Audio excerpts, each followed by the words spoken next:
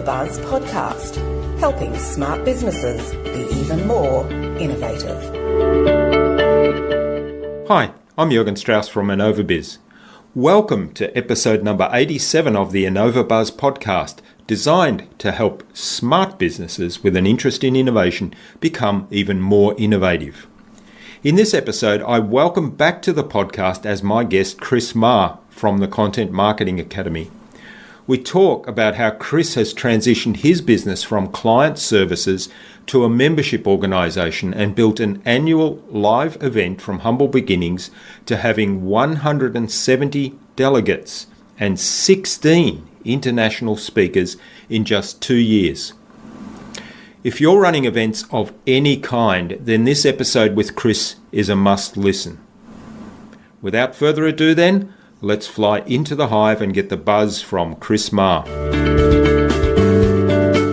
Hi, I'm Jürgen Strauss from InnovaBuzz, and I'm really excited to have back on the InnovaBuzz podcast today, all the way from the East Central Lowlands of Scotland, ChrisMarr of the Content Marketing Academy. Now, Chris was on our show almost a year ago, I think, Chris, and I know that a lot of things have changed for you since then, so I'm keen to find out a lot more about that. So welcome back to the podcast, Chris. It's really great to be back. I can't believe it's been a year already. Wow. Yeah, time flies, doesn't it?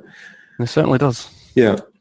Now, when we spoke last, you still had quite a bit of client work that you were doing, project work specifically, and I believe that you've made a fairly significant shift last October or so, that where you basically transformed to a membership and events business.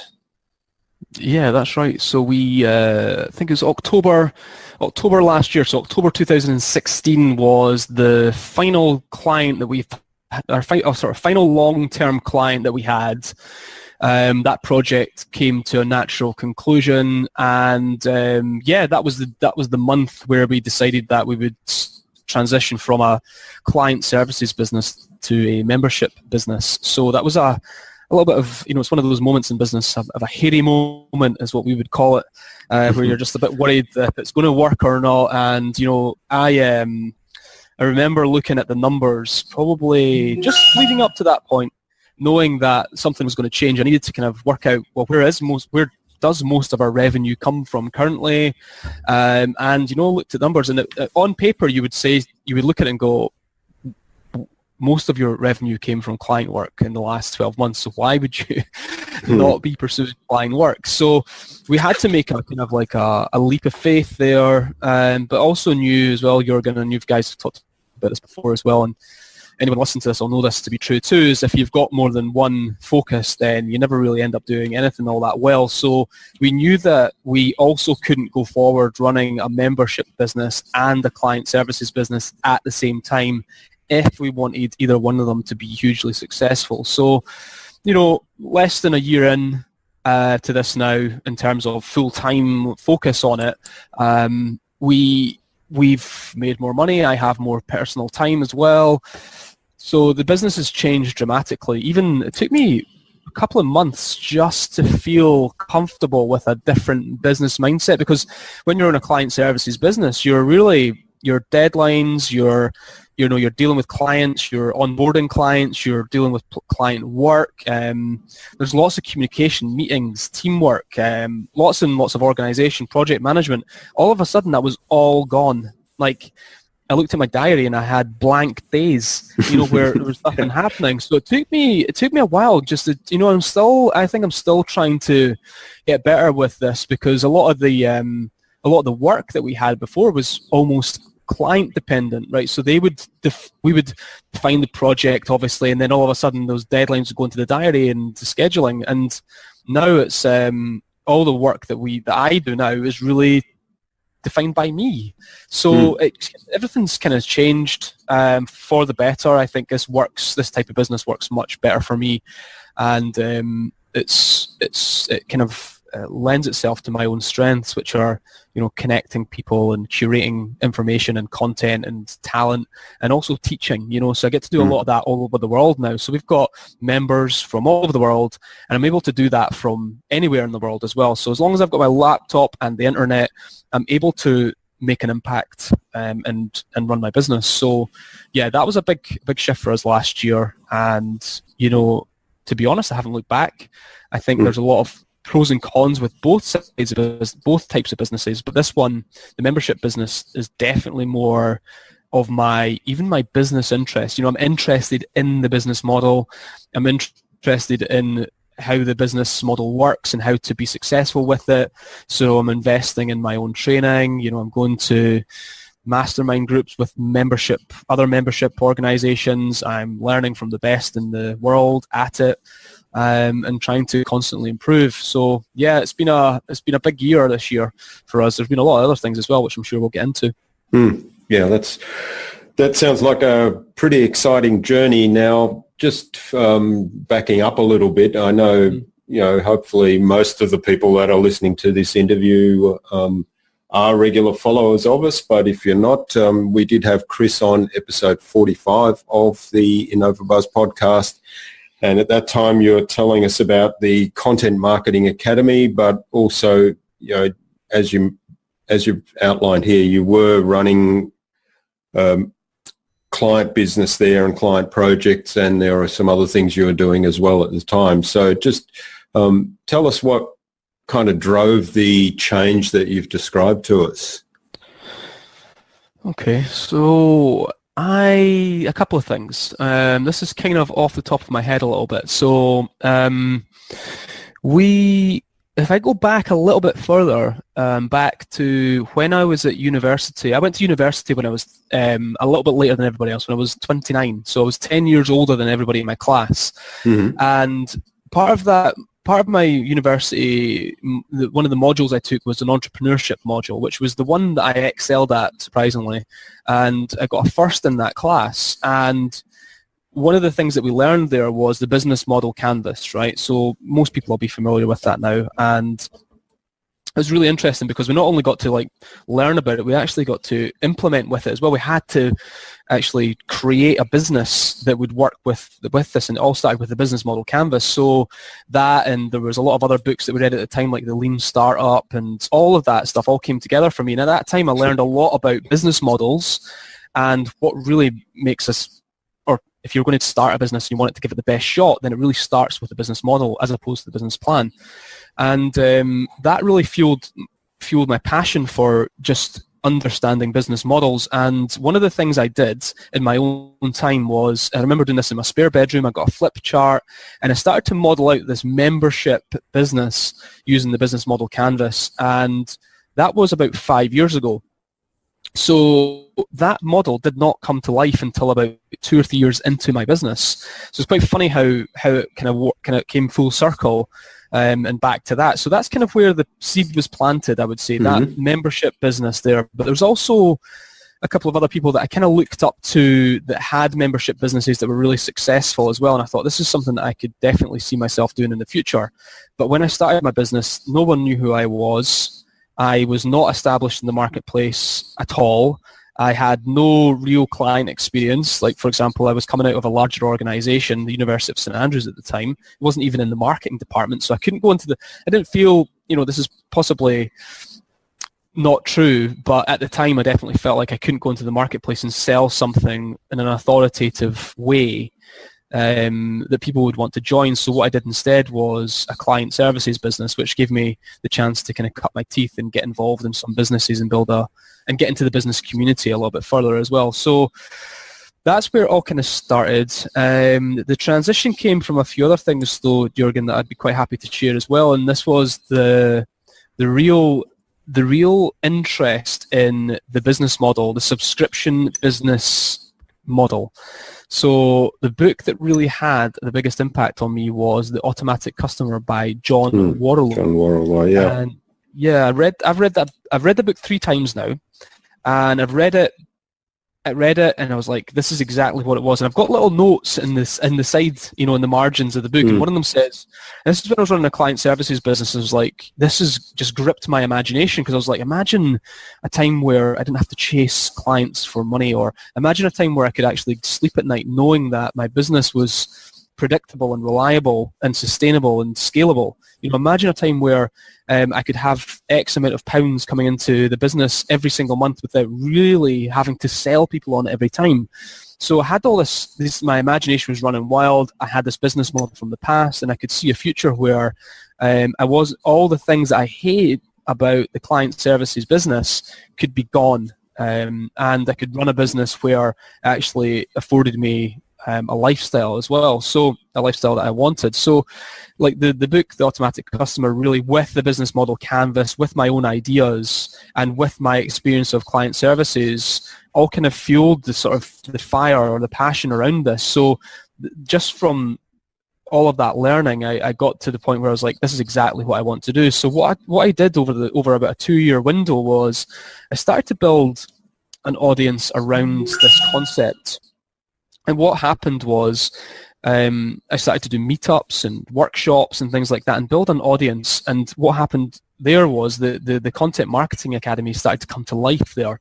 And that audience would start asking questions and they'd get involved in community discussions. And then that kind of just matured over time into a paid membership, really. And it just kind of grew organically, but quite deliberately, because I knew what I wanted. I wasn't entirely sure how it would take shape, but I knew where I wanted to get to. And like I said, it took me about 2 years really to just make that transition from essentially doing free meetups in the evenings and bars and things like that in a local area through to building a global audience and a paid membership. That's fascinating story and journey. And I know, I've been following you for a little while now. I know that, the Content Marketing Academy runs quite a few events and it does draw some quite influential people and, really good value people to the events. And recently you had 170 delegates in Edinburgh, I think. Mm-hmm. That's right, yeah. So that's kind of like where we are. That's a good sort of assessment of how things have grown. And I've been kind of thinking about this a lot recently, about the live event sort of stuff that we've done. I remember doing a meetup in St Andrews, which is the home of golf in Scotland, and there was 4 people at that meetup. Four people. Me, and I think it was me and 4 other people came to that meetup. Right through to 2.5 years later or so, we've got this sort of quite high, it's middle tier, I would say, middle tier event, in terms of like ticket price and the delegates and the speakers that we have. Only a couple of years later, having 170 people, 16 speakers, world-class speakers, people from all over the world coming to Edinburgh and Scotland to work with us, which is pretty amazing, I think, in such a short space of time. So, it's been an interesting journey. It's been very organic. I definitely didn't go from nothing to an overnight success, and we're still, it's still early days, Jürgen, as well. We've still got a lot to learn. We're putting the pressure on in terms of wanting to grow and be the best at what we do. So it's just a constantly evolving process of improvement, and that's what business should be. And even going from client services to membership business was, it was like it's almost like I don't ever want to get to the point where I feel stuck where we're making our money, if that makes sense. So like, for example, if we feel like the membership business isn't working anymore, I don't ever want to feel romantic about it, if that makes sense. I want to always make sure that we're doing whatever the marketplace really kind of needs us to do, but also aligns very well with my own interests in terms of what I want to learn about being a business person. So as the business grows, I have to grow as a business person too. And that might mean that, as much as I want the membership business to run into 10 years, it might mean that isn't the case. So I guess, you just don't know what the future is going to bring as you kind of go down that road. Even if you look back over the last 4 years in my own business, things have changed dramatically. And that there's a good chance that might continue to be the case.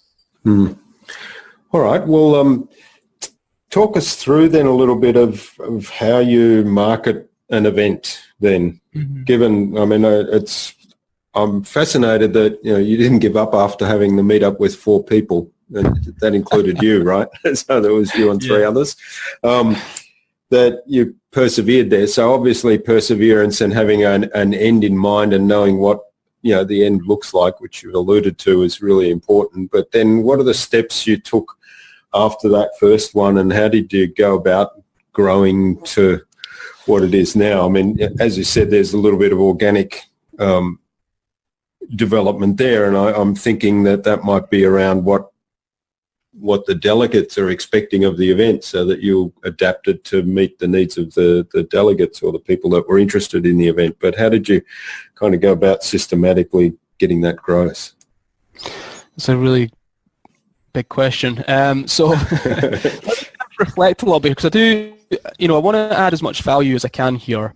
I think it's important. You've mentioned a couple of really important points there, Jürgen, and this is the one thing, is that you just can't give up. So if you're in business, and there's lots and lots of ways to grow your business, isn't there? There's tons of ways. There's thousands of ways to grow your business.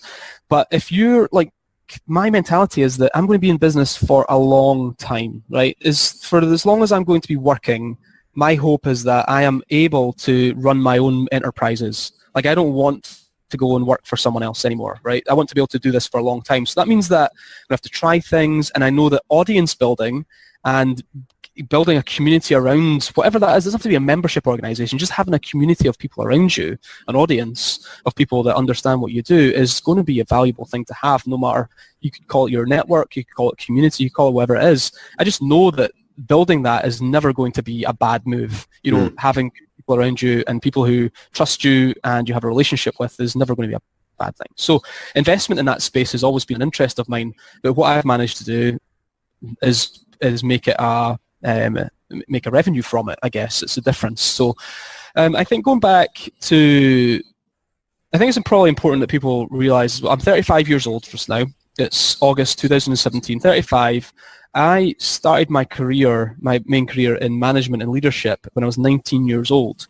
And I've been training and running workshops for the best part of 16 or 17 years. So even going back to my first real job, I've been in front of people doing workshops and training on a whole range of different subjects, so from everything from fire safety and food hygiene to health and safety and tons of different stuff. So I think that was that was almost like, looking back on it now, it's no surprise that doing meetups and workshops and live events has become a real part of what I do, because it was always been a part of what I did. So I think there's something in me as a strength, a core strength, that I want to run events where great people come together. And that happened naturally as I went into business as well. I think one of the first things I did when I started my business was, not only did I get some clients to work with and some small business people to work with, I ran a couple of 2-day workshops as well, so people could come along at a lower cost and develop themselves. So I think from the very start of my business, it's just been something that I did without even really thinking about it, to be honest, Jürgen. It was like, live events are something that I want to do, or workshops would be what I'd call them, but live events is what we call them now.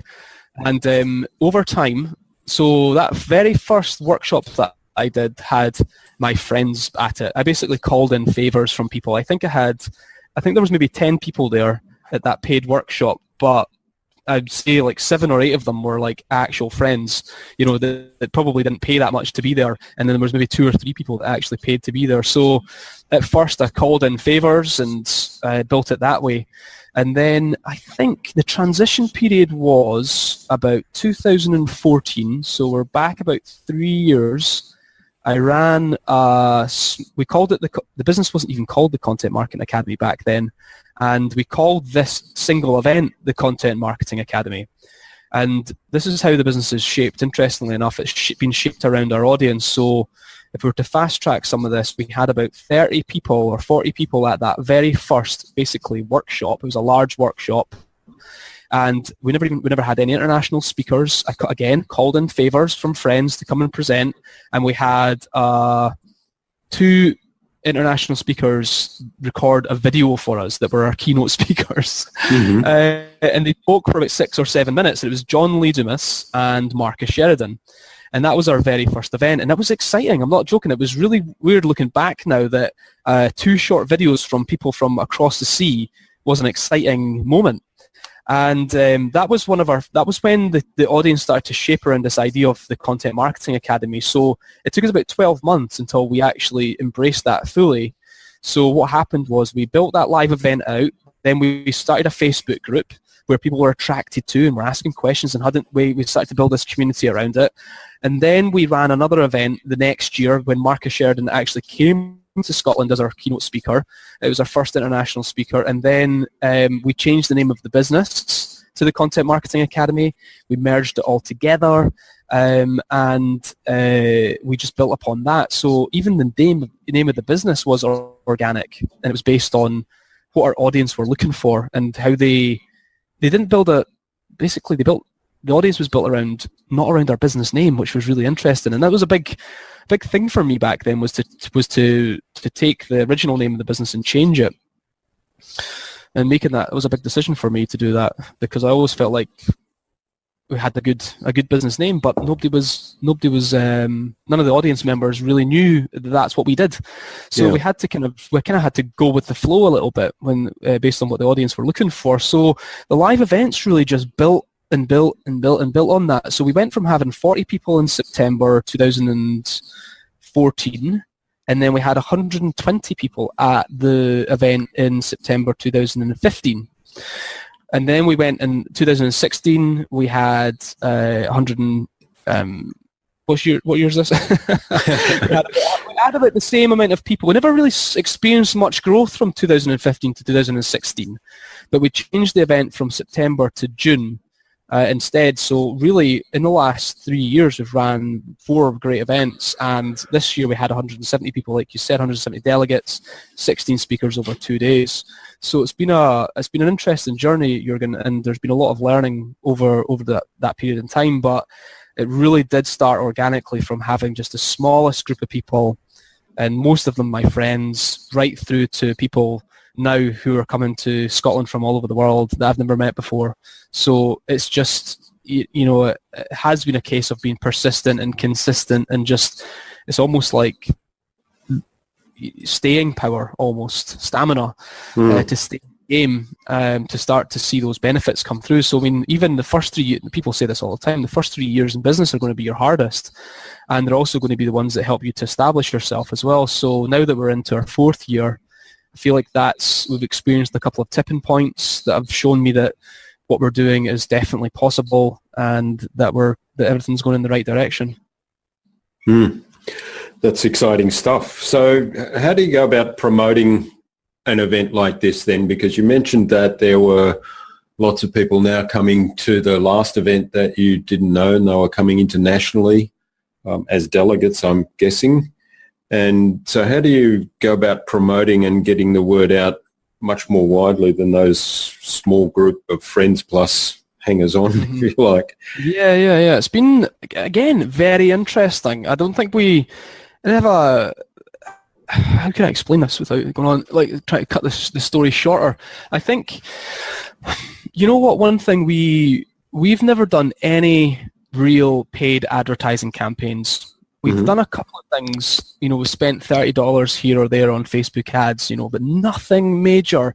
And I would go as far to say that I don't think that even added a huge amount of value to what we were doing. We have done this all organically through content marketing being one of the biggest factors in our success, right? So if you know anything about content marketing, you know that it works very well in terms of, adding value, educational content, but also in terms of building a relationship with people you already have. And part of my philosophy is to really focus on the people. Instead of trying to constantly go out and meet new people, I spend a lot of my time working with the people I already know, who then introduce me to other people. So it's, again, very organic. Someone will, we have, I am hugely grateful for there's people in my network that love what we do and I love what they do, and I can't incentivize them to talk about what we do. They just do it. So, for example, a good example of this actually is off the back of CMA Live 17 this year, there were over 30 pieces of content written about the event. So we're talking blogs and videos and podcasts that people had created without me even asking. They went away and did it themselves, and that's them telling their audience about their experience. And a big part of this comes back to what you had said as well about the consistency or the sort of the persistence, is that I see the longer term all the time. So if I can get last year 20 people, if 20 people write a blog last year about the event, and there's 30 people writing about this year, we'll probably grow next year. We'll probably get 30 or 40 other people coming along next year, and so on and so forth. So I'm not interested in rushing to the end, if that makes sense. There is almost like there is no end. It's like we're going to be here for a long time, so we may as well focus on building relationships with as many people as we can. So I think the way that we've done it is, and it's not exact. It's not an exact science. I get that, but we have really leveraged the people that have. I say leveraged. That sounds like we've used them, but we have relied upon the people that are our biggest advocates. Without it being a tactic, with almost like, I could probably list about 10 or 12 people that have been part of what I've done for the last 4 years, and they will talk about us, and they will share their experiences with their audiences. Again, it's like without me asking, and almost if I did ask or try to incentivize, it would actually have the opposite effect. So I think the key thing here is that just making sure that everybody that you have an interaction with has a great experience, and that will, showcase itself at that'll come back to you somehow. Like I said, it's not an exact science, but it's definitely one of the key things that's been different about how we run our business, is that it's not super tactical, and it's way more about building relationships with people. I mean, one of the things I've always wanted is just to have great people in the room and great people at our live events. So even if you look at our transition between September 2015 and June 2016, there was no growth in terms of numbers there, but I really felt that we had more of the right people in the room that year, the second year, in 2016. So even though we never experienced any growth in numbers, I felt like we had better people in the room, if that makes sense, more of the right people. And that's what's always for me, is just like making sure that we're getting more of the right people in the room for our live events. So that really does come down to relying on your network, the people that really love what you do, to help you meet other people just like them. So that's what we focus on. It's a big part of it. Content marketing obviously is huge as well. Do a lot on social. We try to really, this is why CMA Live is a little bit different than other events, because we really want people to have a great experience when they come and have access to the speakers and actually make friends with people. It's not just an event, you turn up, you passively receive information, and then you leave. We want people to actually come, make friends with people, make friends with the speakers. The speakers all hang around for a couple of days. They go to all the social events. They have a great time. And that's what I really want. I've almost like removed me from it as well. So it's not about me. It just is not about me and how much I know and how clever I am, and this is my event and this is my stage and this is my people. This is about you. This is about them having a great time. The people, the people that make this possible. So I think that comes across in a, even if people don't even realize that's what's happening, that's exactly my sort of philosophy when it comes to our event. I think that really helps the growth in itself, and it means that we don't have to do things like paid advertising and almost grovel to sell tickets. We didn't sell out last year. We were pushing for 200, but there's a point in time where I get to where I'm like, right, I think we've done as much as we can here. I think now we need to focus on making this event really, really amazing for people, so that next year we can sell out.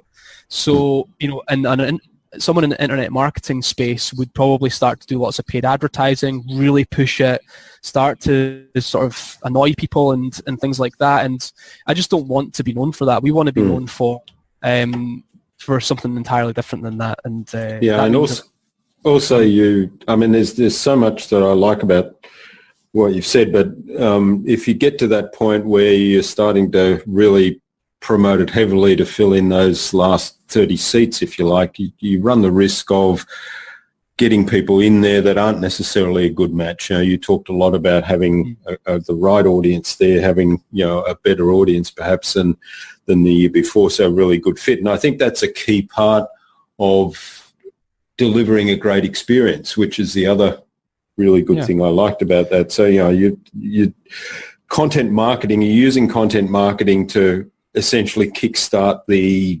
awareness. You're using, and which is great because it's all about content marketing, isn't it? It's in the broader sense, the event, and then building relationships with people and then having people champion and be raving fans of the event after they've participated. But then also, you know, the delivery of a great experience, which I think is absolutely key. The long term is really important here. I'm not interested in running an event that's got 1,000 people at it. That's not the type of growth that I'm interested in. So a lot of people would say to me, oh, next year, Chris, you can do like 500. I'm like, I haven't sold out the 200 yet. So why would I be focusing on like 500 people or 300 people? What I want to do is I want to get to the position, I think we'll get there this year, Jürgen, where we've sold out the event 6 months in advance and it's done. And we've got 200 right people coming to the event at the right price to have the best experience possible for them this event. It could be the event of the year for them. And that's the point I want to get to. It's not about numbers in terms of delegates. It's about having 200 of the right, like you said, the right people in the room. And I'll even say to people, they'll say, oh, I don't think I can make it this year. And I'll say, you know what, save your money and buy the early bird tickets that come out for next year instead. You know, if I don't want you to spend your last £500 on coming to CMA Live, I would rather you waited. So I'm not even interested in rushing people into it.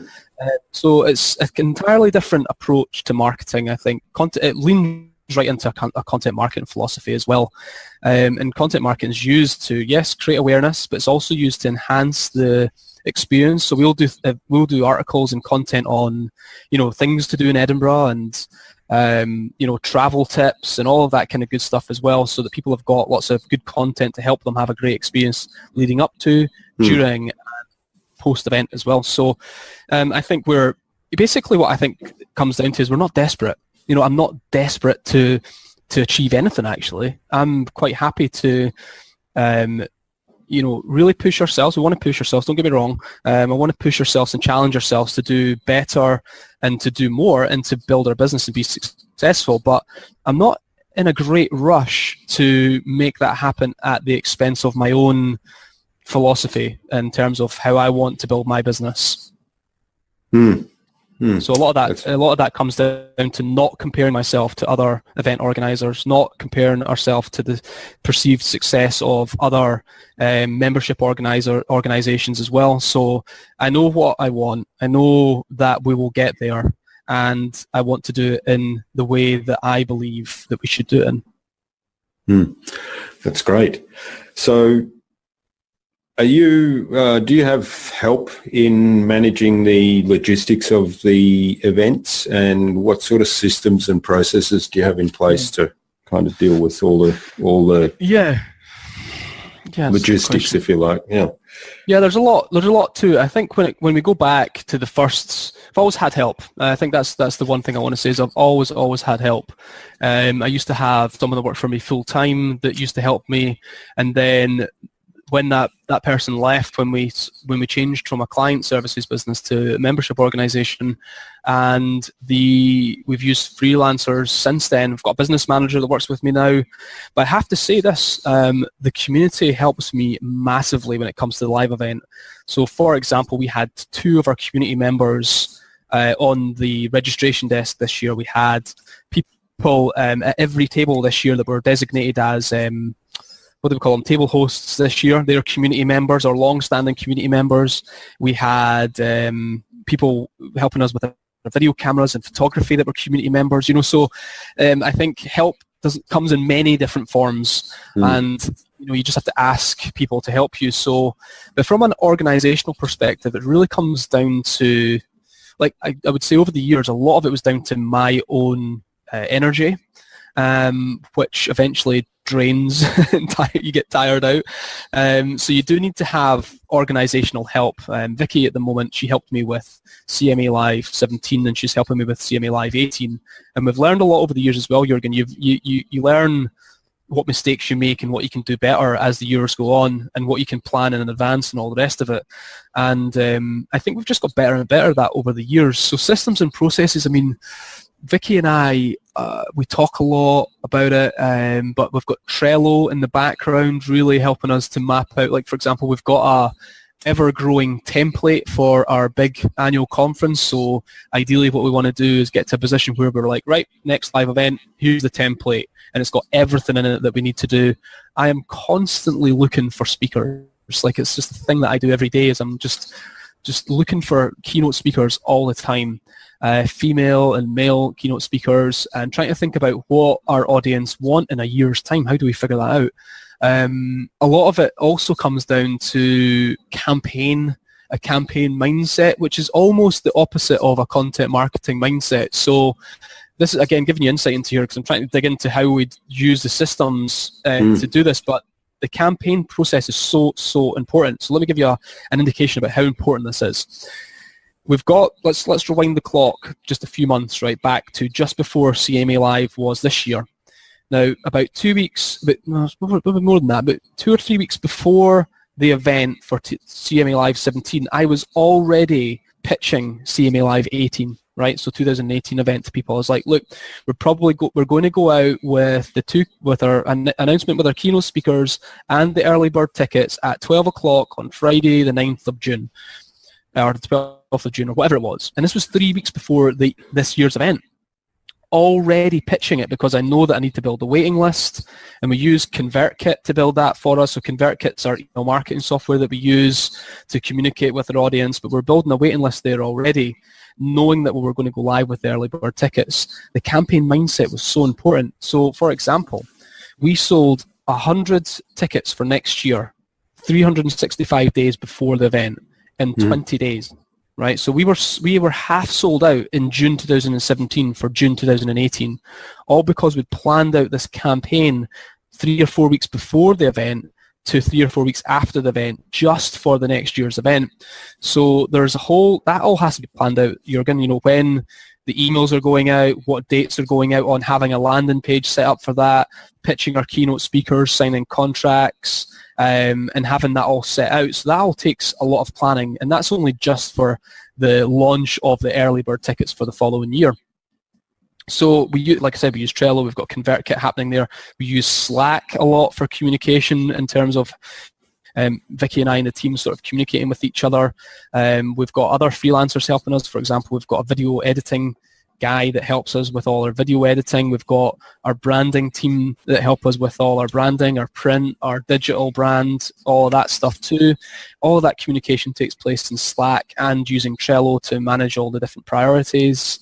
So we've got lots and lots going on. Again, a lot of it, until I don't think we'll ever be in a position where I'm not involved heavily in all of that stuff. So a lot of it is down to me being like having energy and just the focus and determination to be successful. So I'll just be like, this is something that we should be thinking about doing. This is an idea, and I'll just on it all the time, basically. So we're not in a position yet for me to take the foot off the gas, and a lot of it, still is driven by my just my energy, basically. So.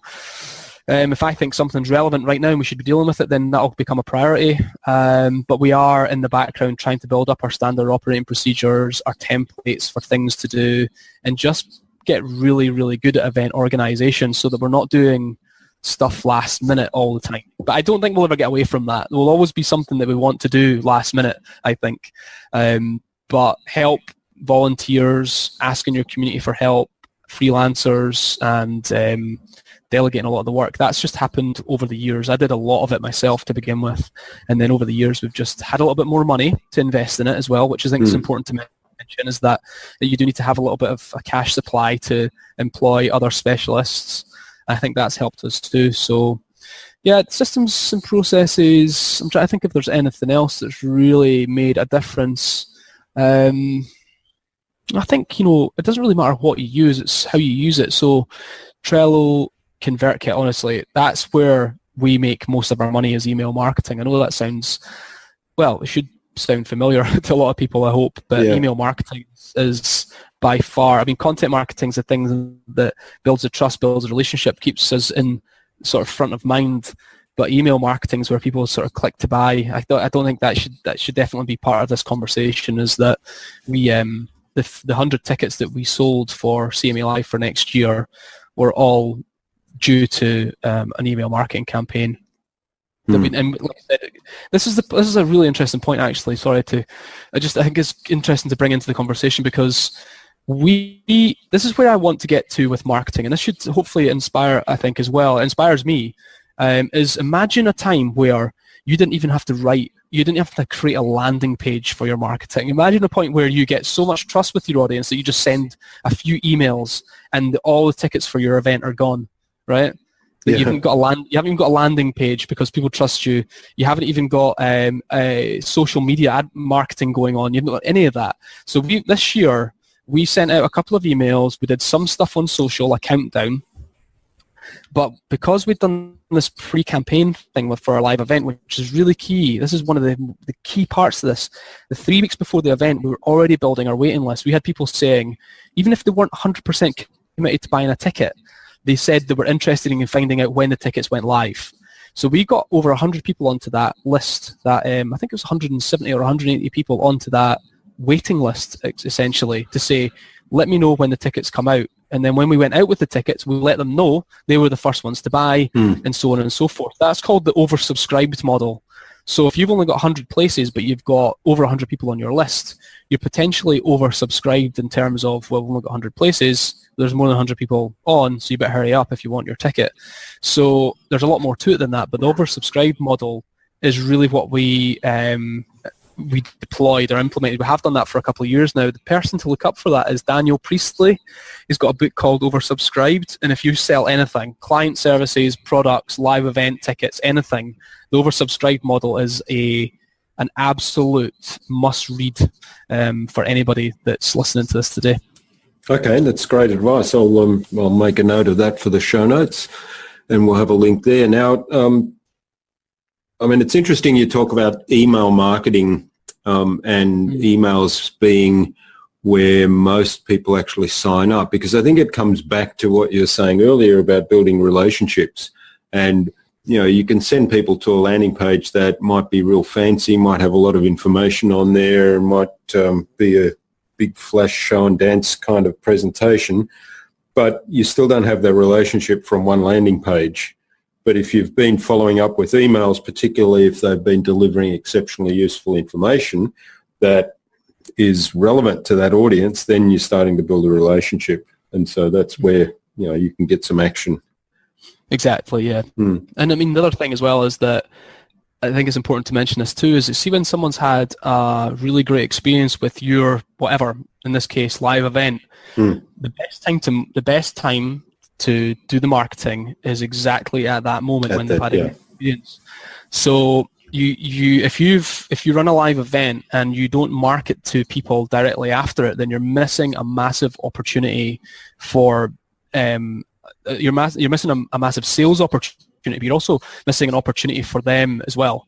They want to buy something at that point too. So give them something that can help them and make and increase that value for them. So yeah, it's a great opportunity to get the timing right. The timing is so important with that email that you send out. Yeah, that's a really good point. It reminds me a little bit. I might talk to you offline about this little marketing circle I'm putting together, because it is very much a journey that kind of keeps going around in a circle. I like to think of it as a spiral where you keep elevating as well. So you keep going up levels. Definitely. But like you say, you deliver an awesome experience, and then that's the point at which the audience is happiest to come back and buy something else, which, they know is going to be an awesome experience as well, and it's going to take them further on the journey, whatever that may be. Yeah, exactly. So when is CMA Live 2018, and are there any tickets left? Yeah, so we've got 100 tickets left, but they're not on sale just now. So, we closed. Basically, what happened was we had the early bird, or we called it the pre-sales, right? So if you want the best price, you buy it now. We closed it on the 30th of June, and we can't buy a ticket just now. You have to add yourself to a waiting list. Then we'll come out with the tickets in November. So again, if you look at the journey we've had so far, the idea here is, and I think this will be interesting for people that do run live events, is that we're building a waiting list for months. And then we'll release some speakers and we'll build up some interest, and then we'll release the tickets on a certain date at a certain time. Think Glastonbury Music Festival. It's the same sort of concept, right? Where the tickets are going to be available at a certain moment, a certain time on a certain date.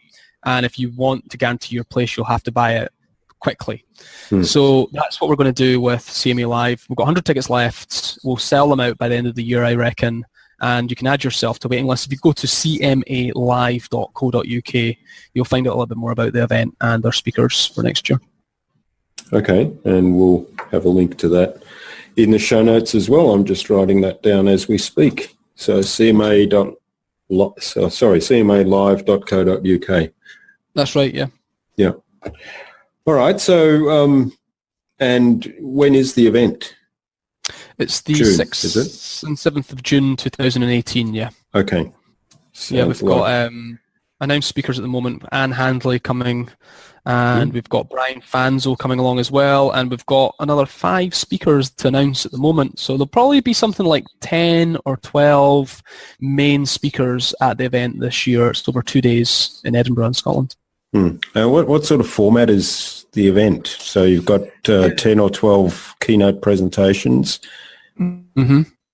Yeah. So so we've kind of, this is a big thing. I mean, a lot of events you'll go to will have more than one track, but we've kept it to one track. So this means like everybody's in the room experience the same thing at the same time, and instead of having sort of breakout sessions and things like that. So we're probably still going to run it that way, and I think it's again, it comes back to how I want to run a live event and how we want to people to experience it. So we'll have, basically we break it out into, we'll have keynote presentations that bookend the day. So we'll start with a keynote and we'll end with a keynote. In the middle of those 2 keynotes each day, we'll have a couple of how-to presentations, or so basically there'll be highly tactical kind of workshop-led presentations, and then we'll have some really short presentations as well, kind of like think TED, like TEDx talk, for example. An example of that, we'll have like lightning speakers is what we call them, and they come up and they share a story for maybe anything between 7 and 15 minutes, and then we have lots of networking time in the middle as well. So really, and we've got tons of social events. So really we try to have this whole experience that everyone's experiencing all at the same time. We try to include everyone as much as we can, and that, again, that's another reason for keeping that number at 200 instead of growing it. We don't really want to lose that community feel that we have in the room. I think it's a really special thing that we've managed to create somehow, and breakout sessions and having 2 or 3 different tracks could quite easily dilute that. So I'm quite conscious of that as well. Yeah. Well, certainly 200 participants and maybe 10 speakers, and I don't know how many other staff you've got there, but that's a nice, cozy group, I'd like to say, compared to, say, a big convention or something. Yeah, it feels like a good number. I want to do as much as I can with that number, and to the point where I feel like even people are asking me for breakout sessions before we even attempt it. Yeah. If you think about it from an organizational perspective as well, for anyone that organizes live events that's listening, if you've got double track, like say you've got 2 or 3 tracks, right? That's 2 or 3 different rooms you need to have. You're going to have team members coordinating people. Your agenda has to be set out correctly. If you want to video and audio record each one of them, you're going to need AV equipment in each room. You're going to need presenting material in each room. You're going to have a room host. You could just imagine, like, from going from 1 track to 3, the costs will increase exponentially, but also the amount of stress that I would have. I was just going to say the headaches increasing exponentially as well. Yeah, too many moving parts. Exactly, it does become quite a logistical challenge then. Yeah, exactly. So, I hope that's given people an insight into how we run live events. Jürgen, is there anything, do you think I've missed anything? No, that's been really great. I've been frantically taking notes here, so we need to put this together and get some ideas for our own events. But I really like the whole approach, and the idea that the experience is the most important thing, and the relationships you build out of that, and then developing people to the point where they, first of all, I'm guessing that a lot of the delegates are people that are coming back year after year, but then also they're raving fans in that they're telling their friends or their business associates, hey, you've got to come along to this event. It's fabulous. Yeah, exactly. I mean, it's actually still surprising how many new people are coming every year as well. So, like I said, with conferences, you never really know what to expect. Some people might skip a year. You can't really just say, like, for example, you can't say, oh, you didn't come this year, so you're not a customer anymore. They might come next year. You've really got to see the longer perspective with the event for sure. Yeah, but if anyone's got any questions, Jürgen, I'm happy for people to pick my brain. They can grab me on Twitter at ChrisMarr101. It's something that, the live event experience, the membership stuff, it's something that I'm trying to get, improve at all the time. So if anyone's got any questions about anything, then I've maybe not covered something properly or whatever, they can, feel free to ask me anything. Yeah, that's fabulous. So that's, what is it, at ChrisMarr101 on Twitter. That's right. So we'll have the link to that, and people can reach out and thank Chris for all that you've shared with us today, because this has been fantastic, but also ask any follow-up questions or offer advice if they've got advice for you. Yeah, absolutely. Of course. Yeah, always learning. Yeah, but we've covered so much today, so hopefully it's not rattled people's brains too much. Yeah, no, it's been great. I've really enjoyed this. So love talking to you as always. And we did the buzz the last time, so I think we'll skip over that. We might do it the next time in a year's time. If we do another podcast, we'll do the buzz again. Yeah. But I'd like to thank you again, and it's been really great. So thanks. I appreciate your time. And I always ask my guests at the end, and I'm sure you remember me asking this last time, but I'll do it again. So who would you like me to interview on a future podcast, and why? Well, that's a good one. Someone that I've admired and what they do is James Schramko. He's been a mentor of mine this last 6 months. I think he would be a great person to have on the show if you've not interviewed him already. I have actually had James on, but it has been a while as well. So, I mean, there are people coming up now that I'd already had on. So somebody's suggesting a guest that I've already had. And I thought, oh, well, that's all right. We'll invite them back. There's no reason why people can't come back. Well, what about one other one that pops into mind is Mike Morrison from the Membership Guys based in the UK. They're building an amazing business and they do amazing work. So I think they would be Mike Morrison from the Membership Guys would be on the list as well for sure. Okay, I'll reach out to Mike as well. I do listen to their podcast from time to time, so that's quite good. And I noticed that you've restarted your podcast as well. I have, yeah, that's right. I'll come back now, and that's us committed to the podcast forever. That was my thing. So yeah, we're back in the game now, which is good. Glad to be back. Okay. All right. Well, Chris, thanks so much for joining us again on the InnovaBuzz podcast today and being so generous with your insights and your time. I've really enjoyed it and learned a lot, and I wish you all the best for the next CMA Live, and let's keep in touch again. Yeah, thanks very much, Jürgen. It's been a lot of fun today. Thank you. I hope you enjoyed hearing from Chris as much as I enjoyed having him back on the podcast. I love Chris's philosophy and his entire approach to marketing his events. His objective is excellence in what he does rather than massive growth, and he's always focused on delivering outstanding value to members and clients.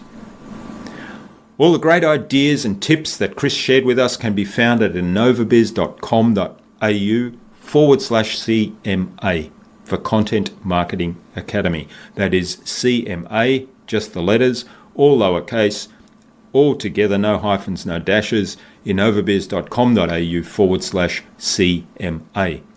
You'll also find contact information for getting in touch with Chris there. Leave your comments under that blog post telling us what you've taken from this episode and what you think you can implement in your business. If you have questions for Chris, comment there too, as I'm sure sharing that discussion with all our readers will add value. Chris suggested James Schramko from Superfast Business and Mike Morrison from the Membership Guys for me to interview on a future InnovaBuzz podcast. We've had James on the podcast on episode 21, and we'd love to have you back on the podcast, James. And Mike, we'd love to have you on for the first time. I'm a big fan of the Membership Guys podcast, so I'd definitely love to have you as a guest on the InnovaBuzz podcast. So keep an eye on your inboxes, James and Mike, for an invitation from us to the InnovaBuzz podcast, courtesy of ChrisMarr. If you haven't already done so, head on over to iTunes or Stitcher or Pocket Casts and subscribe to the InnovaBuzz podcast so you'll never miss a future episode. Of course, we always welcome feedback, and you can leave us feedback there and reviews as well so that we know how we're doing. If there's anything you'd like us to cover or questions you want answered on a future InnovaBuzz podcasts or even guests you'd like us to interview, please send those ideas to us.